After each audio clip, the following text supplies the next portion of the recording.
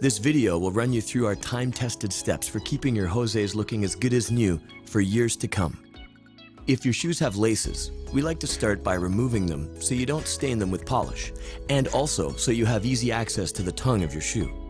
The first step is to remove any dust and dirt from the shoes before treating them. Start by putting a wooden shoe tree in the shoe. This stretches out the leather to make sure you have a nice even surface to work with. Now use a brush to go over the whole shoe and remove any visible dirt or debris. Dirt has a nasty way of building up on the welt of your shoes.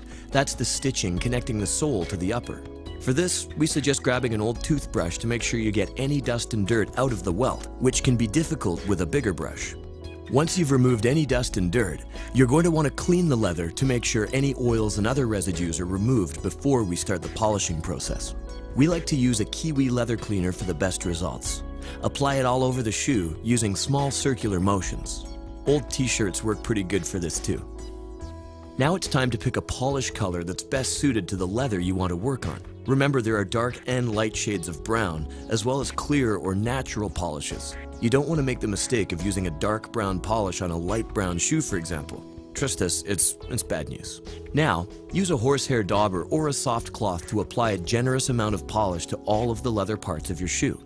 Remember, this stuff stains, so if you have a lighter colored stitch pattern on the welt of the shoe, you'll want to be careful to avoid those. Always keep multiple daubers or application cloths on hand. We like to use one for each color.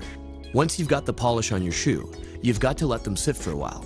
Now's a great time to make a drink. We suggest whiskey.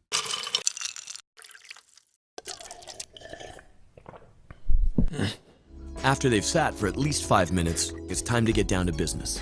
Take a soft cotton cloth and start polishing until the leather shines. That means the leather has absorbed the wax.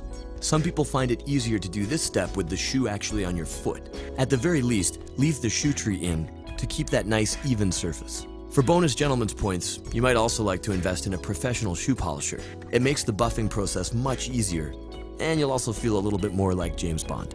Once you've got them polished up, give them a final once-over with a finishing brush. You want to keep that one separate for just this purpose, and your Jose & Markham's will look good as new.